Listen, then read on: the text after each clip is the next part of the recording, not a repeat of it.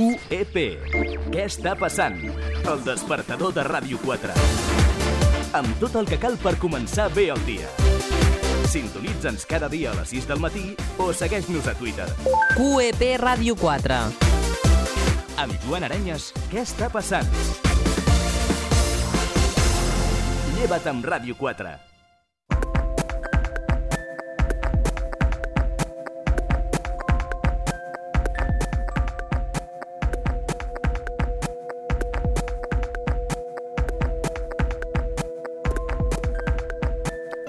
Amics i amigues, què tal, com esteu? Sigueu molt benvinguts a una nova edició de Tinc un pla secret, aquí a la sintonia de Ràdio 4. Aquí us parla Josep Maria Carrasco. Durant una hora, ja sabeu, de dilluns a dijous, de 10 a 11 de la nit, a la sintonia de Ràdio 4, parlant amb gent que ha tirat endavant un somni.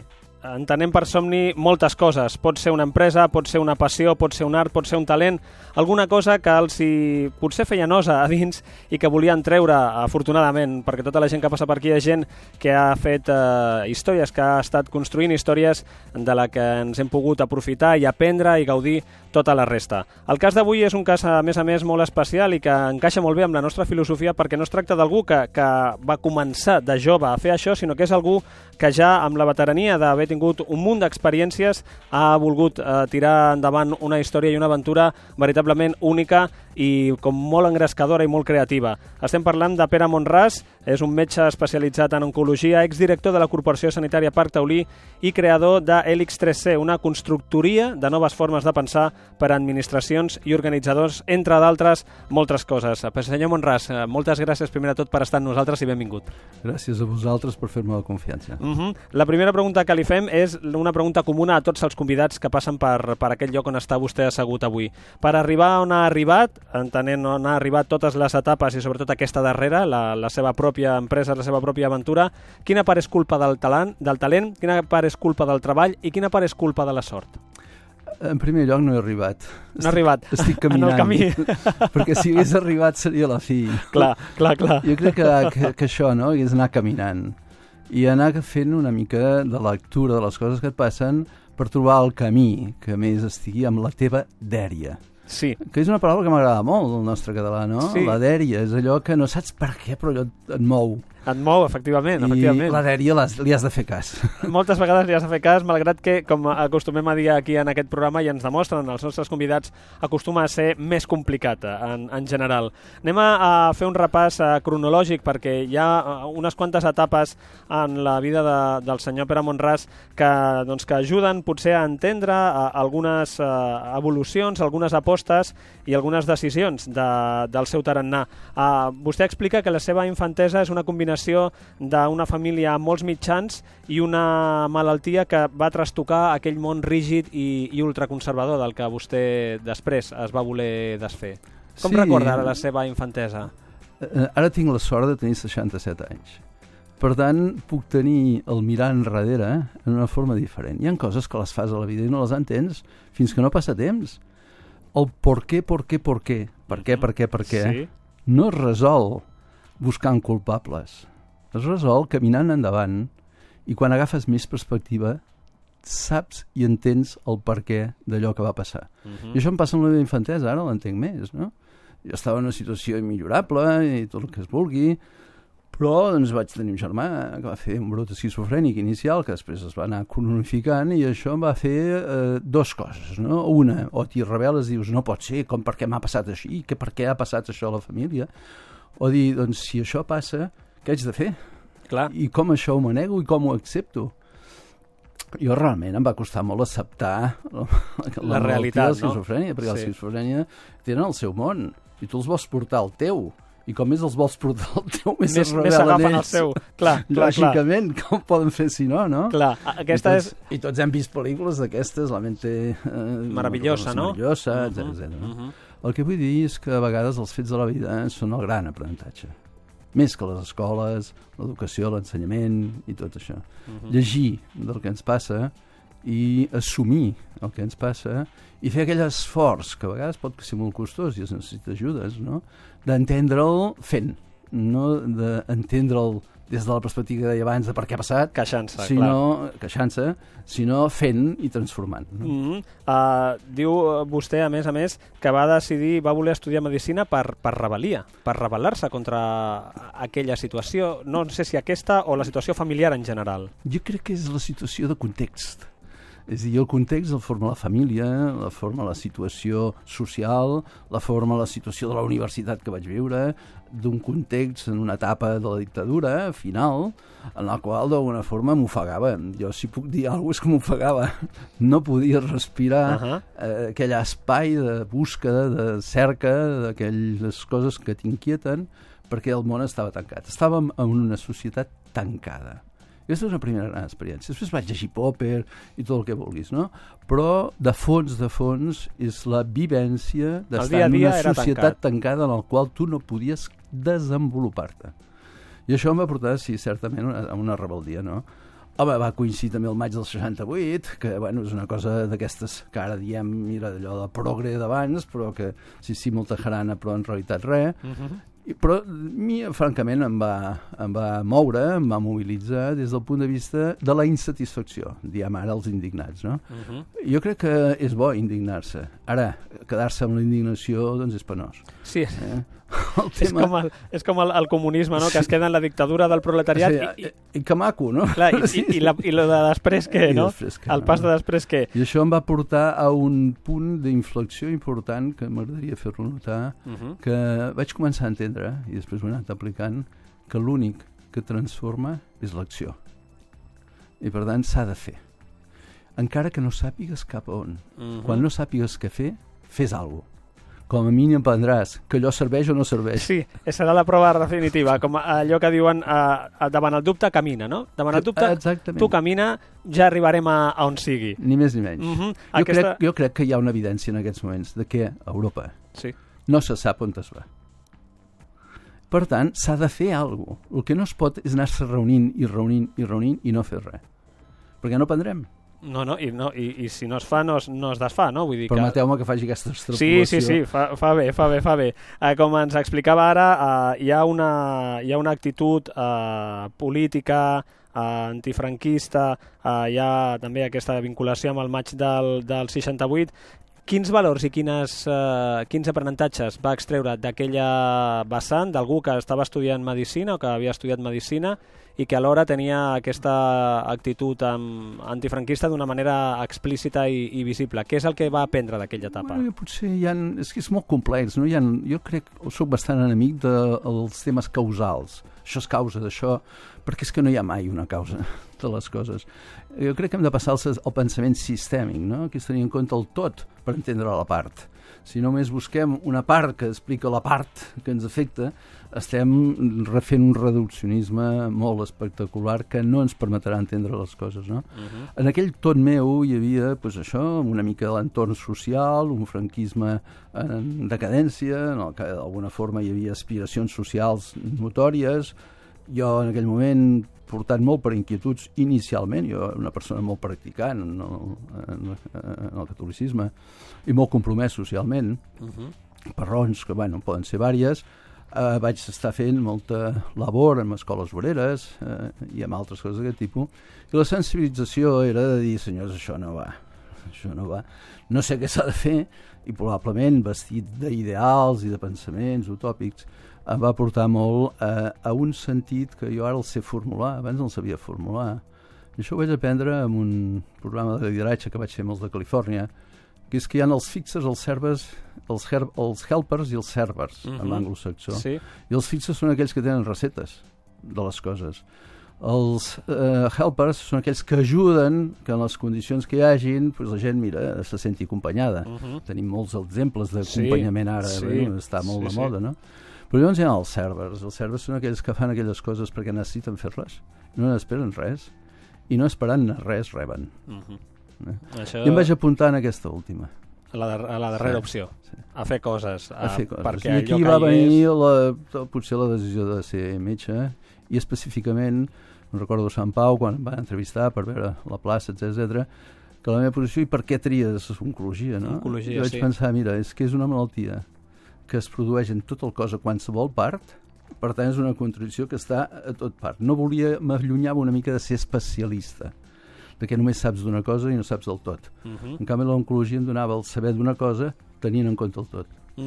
Aquesta és una etapa molt important i molt potent del nostre convidat d'avui aquí a Ràdio 4, del senyor Pere Montràs, quan entra a treballar a Sant Pau, al principi com a neuròleg, o hi havia com una primera... es decantava per això, i després es fa oncòleg, que allà sí que suposo que devia ser un aprenentatge, no sé si dir brutal o intens, perquè és una malaltia que és com un gran estigma, fins i tot és com el gran mal, no? El gran desconegut, una malaltia que no ve de fora sinó que ve de dins.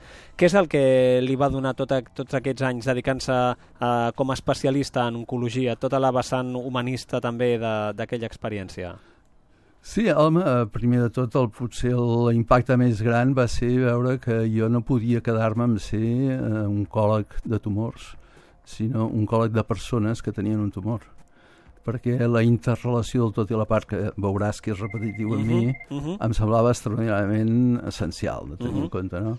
Amb el qual això em va portar, després d'anys a Sant Pau, anar-me'n a Girona a fer una modelització d'una oncologia en el territori. Vaig passar-hi alguns anys i després vaig anar als Estats Units.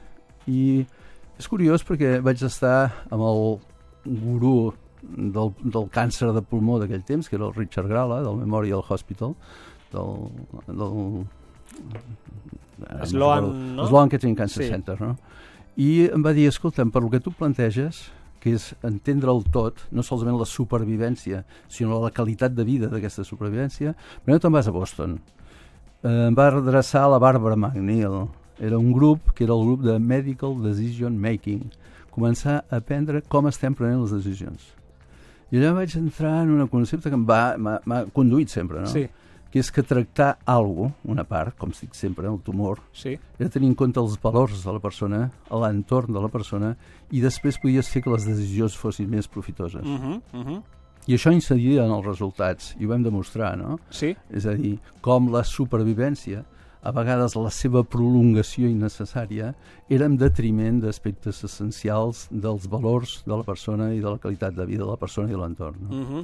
Aquesta és una de les grans experiències i dels seus grans aprenentatges, on veritablement el senyor Pere Montràs intenta, jo crec que coses que després trobarem, no? Però en aquell moment ja intenta veure el problema, entre cometes, des d'una perspectiva diferent, ampliar el punt de vista i no quedar-se només a un fet puntual, sinó que hi ha moltes més circumstàncies al seu voltant, i la veritat és que està com 17 anys està treballant de metge, exercint de metge, no? 17 anys, entre totes les etapes, sobretot a l'oncologia, que és la que més temps i més dedicació li ha donat, però arriba un dia on li fan una oferta que no podrà rechazar, com deien a El Padrino, li ofereixen dirigir la Corporació Sanitària Parc Taulí de Sabadell.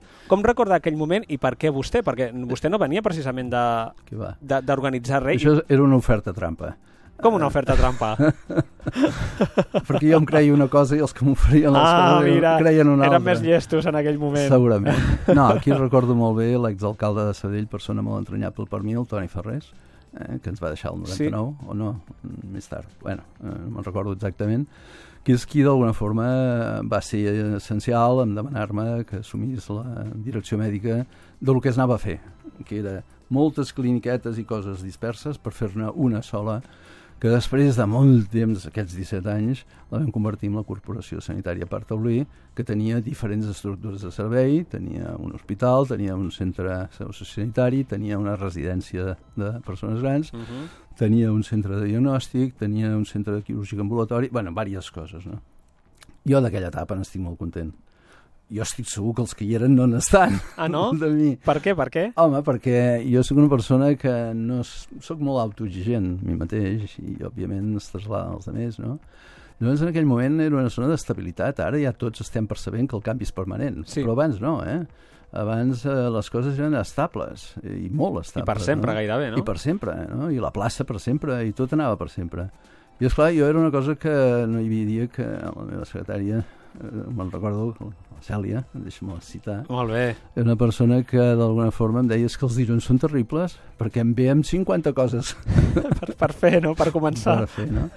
Però em vaig donar compte també a la importància de l'empowerment, que diuen els anglosaxons, no? De donar apoderament a les persones, creure en elles, fer confiança en les persones perquè et donen una resposta brutal. Què pots fer? Un director general no pot fer res, en el fons. Sembla que tingui el poder. Sí. I el pot exercir aquest poder, però en contra, matxacant, que es diu vulgarment. Sí. Però el poder no és per això, el poder és per servir, no? I per tant, si et poses una estratègia de servir, et quedes curt. Necessites els altres. I llavors, quan veus que pots activar, que passejant pel hall de l'hospital saludes els telefonistes cada vegada que passes, doncs es converteix tot en una aliança, no? Es fa una complicitat que d'alguna forma és el que fa transformar les coses, no? Jo dic sempre que si allò al Taulí es va aconseguir va ser perquè hi va haver una estratègia de complicitat entre totes les parts molt important.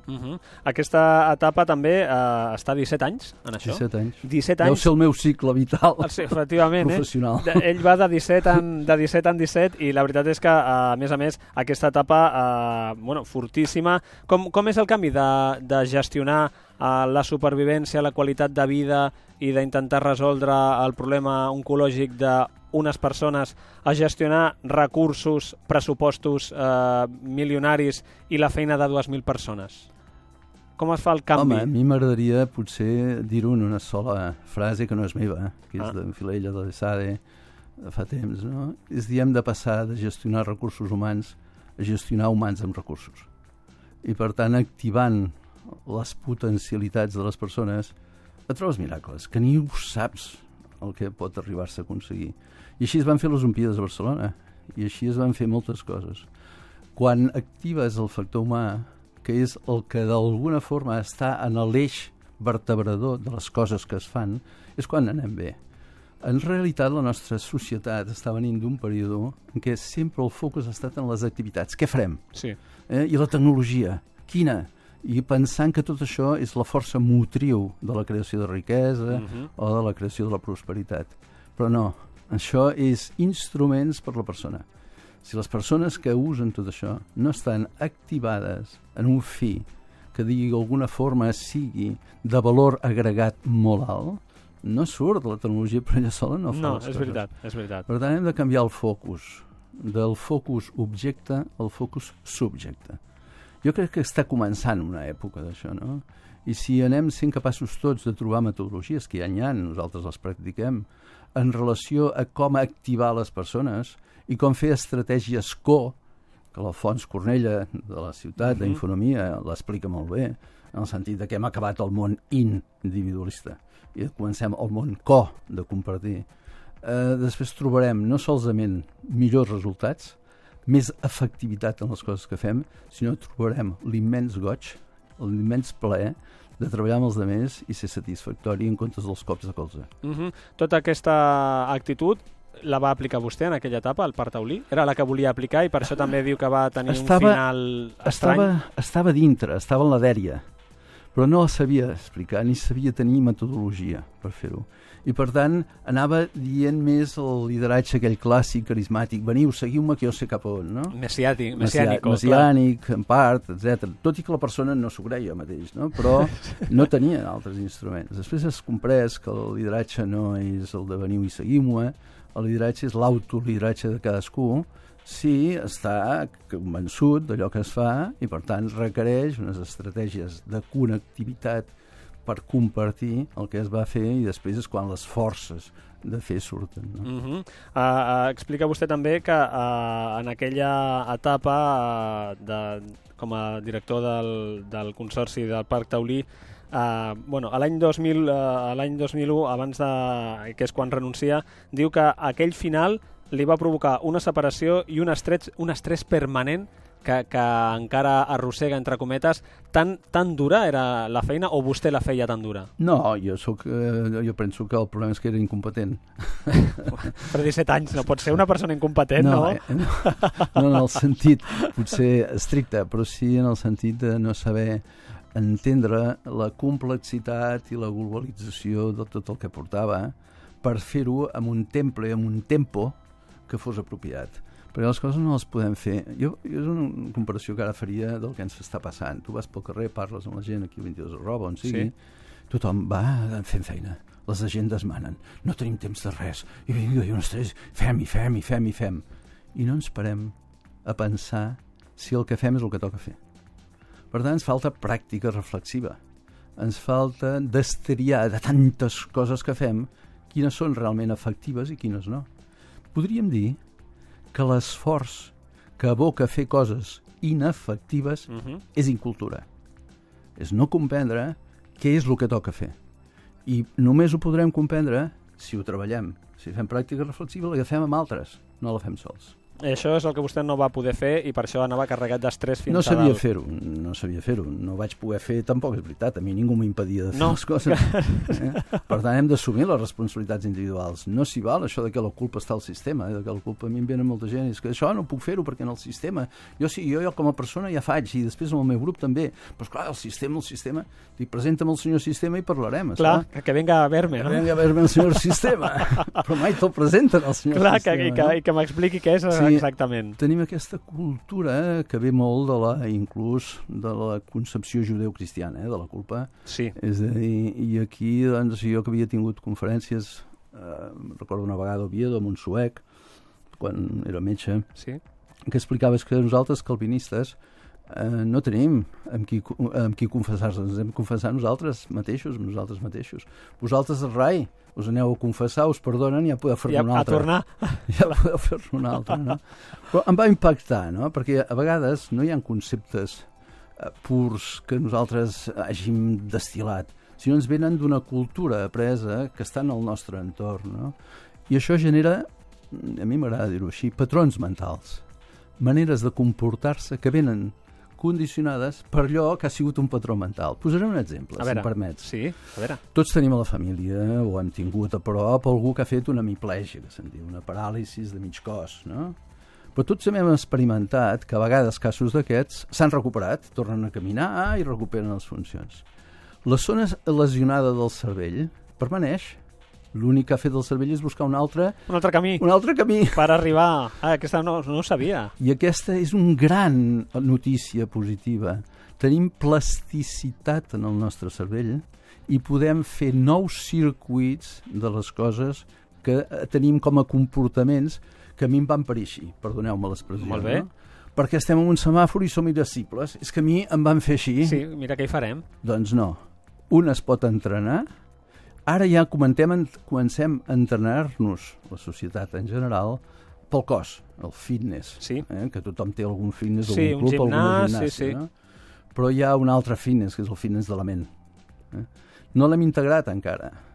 Aquest matí he tingut l'ocasió d'estar amb una persona, que és l'Alícia, d'estar bé, fent posturologia, no? Que és la forma d'entendre el llenguatge de la ment i del cos integrats. Escoltar-nos més. I saber que tot això que ens passa tenim la gran sort que ho podem variar. Ara, esclar, ens hem d'entrenar. Però com que abans la esperança de vida era curta i els canvis es produïen en molt temps, cada 100 anys hi havia un canvi important. Si t'agafava, no? La vida mitja del segle XVIII-XIX eren 55 anys. Sí, arribava. Per tant, t'agafava un canvi important, no més. Una generació agafava un canvi, els altres cap. Ara l'esperança de vida és de 85 anys i l'acceleració de canvis importants tecnològics són cada 5 anys. Per tant, estem en canvi permanent. Clar. No si ens supeguem un canvi, sinó que tindrem com a mínim 5 o 6 o 7 o 8. Per tant, la patró mental educatiu que hem rebut és per l'estabilitat, pel no canvi. I l'estem vivint en una situació de canvi permanent. No tenim més que una conseqüència. Estrès. Sí. No podem amb tot aquest canvi permanent. Ens quedem ofegats. Sí. I l'estrès es converteix en pànic. I si més hi ha un context difícil com ara tenim, aquest pànic es converteix en desesperació total. Sí. I hi ha gent que ho està passant molt malament. És veritat. Si tens un sou i tens una plaça, doncs mira, sembla que això... Però és que això desapareixerà també. Sí. Però no ho sabem entendre, perquè sempre havia sigut així.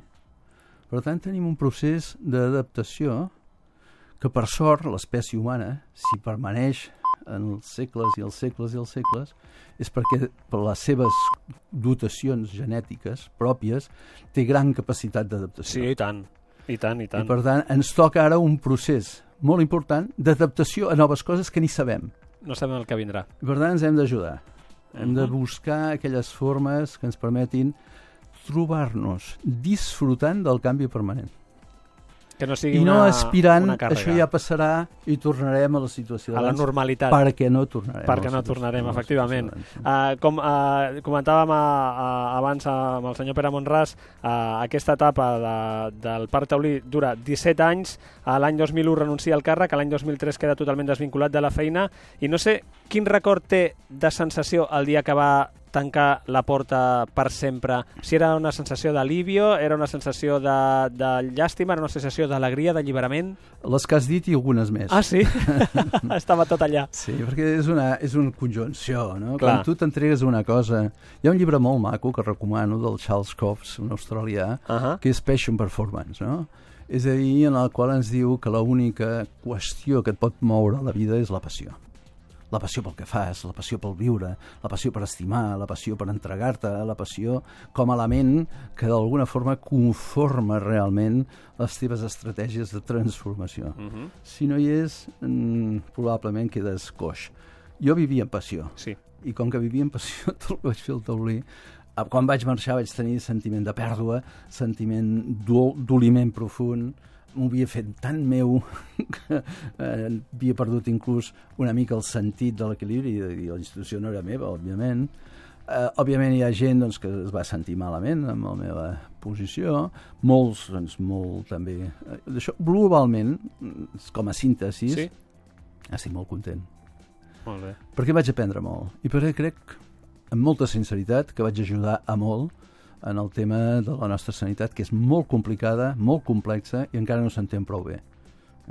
Perquè hi ha polítiques sanitàries que són bàsicament pressupostàries, estratègies directives que és fer complir això, sí, el que sigui, i a veure si fem agenollant els professionals perquè ho compleixin. Per tant, és un diàleg de sords.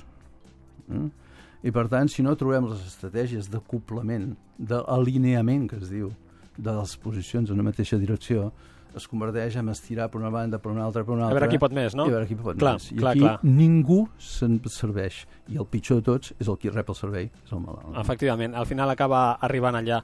Doncs tanquem aquí una primera etapa, que són no sé quants anys, 50 no sé què, de vida, d'aprenentatge, de molta vinculació amb el món de la medicina. Sentim un dels temes que sempre demanem als nostres convidats, també per fer una petita pausa, també per l'oïdor i per conèixer també un dels gustos del nostre convidat avui, en el cas d'avui Pere Monràs, el senyor Pere Monràs, i començarem la segona part d'aquesta conversa amb el seu present, on veritablement deixa enrere tota aquesta etapa i tot aquest aprenentatge el recondueix cap a una aventura que es diu Helix 3C, que és el seu present i una història veritablement fantàstica i on s'arrisca a tirar endavant alguna cosa 100% seva. Un dels temes, hem demanat temes, i el primer que ens ha dit és l'Imagine de John Lennon. Suposo que amb tot el que hem parlat encaixa perfectament, no? Crec que sí. Sí, doncs ens sentim aquest tema i continuem parlant aquí a Tinc un pla secret a la sintonia de Ràdio 4. Molt bé.